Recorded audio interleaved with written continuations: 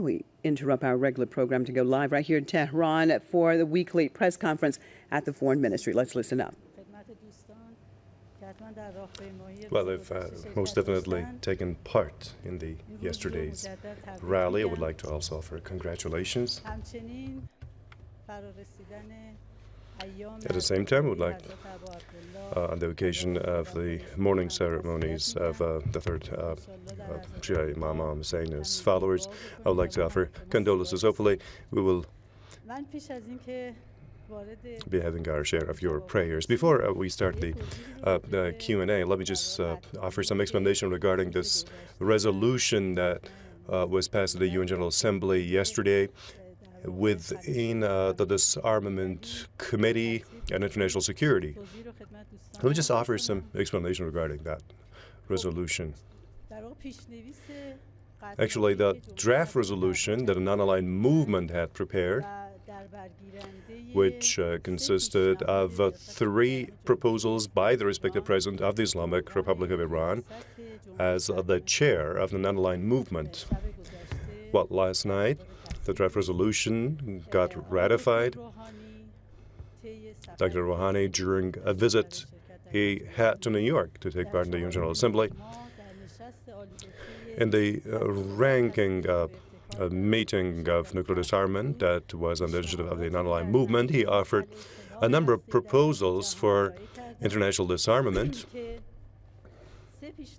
Well, 3 of the proposals have been envisaged in the resolution. One of them is this prompt start of negotiations in order to conclude a comprehensive convention, nuclear convention, as well as setting the stage for total scrapping and annihilation of nukes on the globe. And the second one, the holding of a high-ranking international delegation in 2018 regarding nuclear disarmament. And the third point being the nomination of the 26th of September every year as the International Day of Total Destruction of Nuclear Weapons. Now, what's evident is that an allied movement is actually intending to take the initiative regarding nuclear disarmament.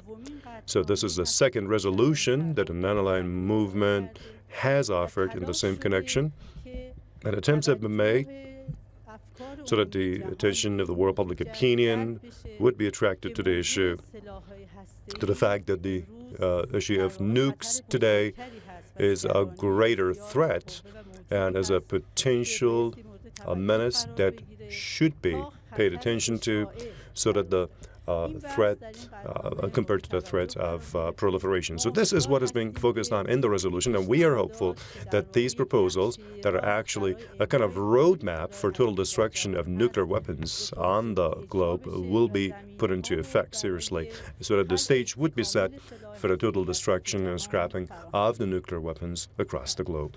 Please go ahead.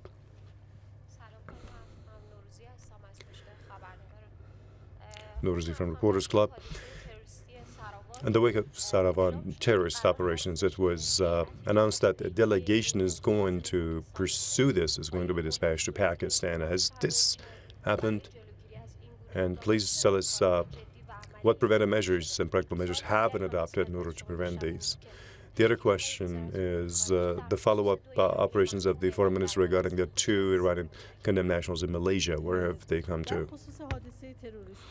Now, regarding the Saravan terrorist operation, unfortunately, it was a very bitter incident.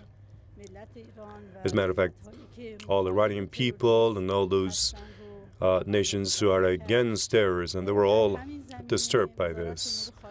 So the foreign ministry, following the submission of a note of protest to the Pakistani embassy in Tehran, it just started negotiations at the level of embassy, follow activities on the embassies of both countries and the foreign ministry are going on. There has been this directive and guidelines that we have dispatched to our embassy in Pakistan, on the basis of which the follow-up activities will be conducted. The Islamic Republic of Iran wants to see the security deal executed between the 2 countries. We want the extradition of terrorists to the Islamic Republic of Iran. And conduct of visits are on our agenda, hopefully. They will take place soon. Now, as for your second question regarding, and that was Iranian nationals in Malaysia. Well, legally, we had this problem that there was this agreement and extradition of criminals between the two countries. It did not exist. So there are some drafts that have been prepared by both countries, and then when they need to undergo their legal procedures, as long as they're finalized, then we will be following the case through our embassy so that the right mechanisms are put in place so that Iranians' rights are respected fully. So we do hope that within this framework, we will come to some conclusions so that those condemned the convicts could be spending their conviction time inside of Iran, and then until the drafts are finalized and that actually extradition agreement is finalized. Hopefully, we'll have some mechanisms for cooperation and based on goodwill to be able to remove the current issues. Please go ahead. Greetings. I got two questions for you. This morning, Dr. Zarif headed for Paris to take part in the UNESCO meeting there. This is the first foreign minister's visit to France after years. He is going to also meet with Mr. Fabio, and then I want to know what the agenda will be in that meeting.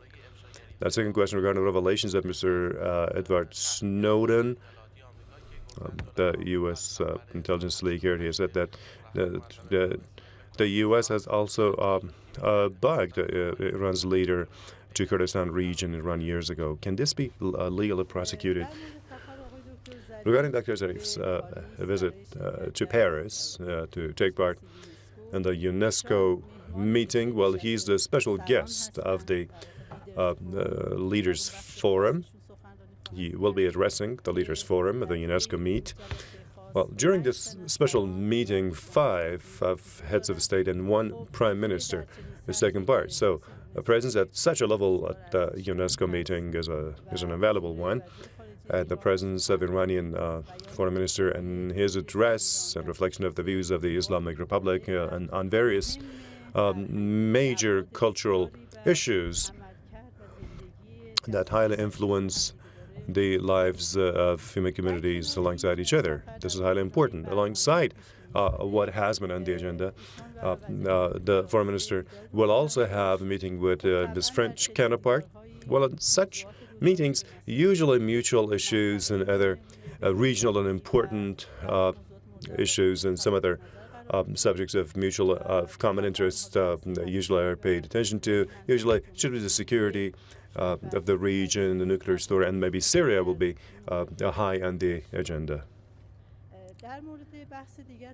Now, as for debugging and tapping, well, I just announced in the previous meeting that, in our opinion, the issue of spying and cyber espionage, we totally reject it.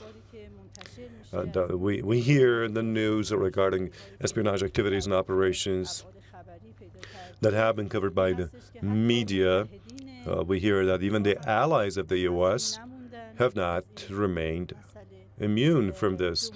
So the Islamic Republic of Iran, specifically regarding the news that you just mentioned, we are seriously following the issue. There can be could some various dimensions, the political ones, especially on the top of all. So we're hopeful that the mechanisms and efforts that are being made internationally in order to encounter such illegal procedures, we see that they have just started, and we want to keep pace with them, and hopefully that the resolutions will help to see the cyberspace and the internet and electronic media to remain safe and immune from espionage activities in which both the privacy of the citizens are violated and also the privacy of all world leaders. This has been unprecedented to this level, this level of espionage activities. So another dimension is that there is this concern at the international level, and we are hopeful that these concerns will lead to those practical measures and that the international community will take the right step in order to prevent and check such operations. Go ahead. From Mer News Agency. Well, one question relates to see if there's an invitation extended to Iran to take part in the Geneva II conference. The other question regarding the assessment of the comments of the leader of Islamic revolution and the influence it can have in Iranian negotiation teams and the prevention of the destruction of the talks in Geneva. Now, regarding Geneva II, the attempts of the UN Secretary General in order to set the stage for the holding of the meeting is going on. We saw that Mr. Brahimi visited the regional states and his consultation with the key players.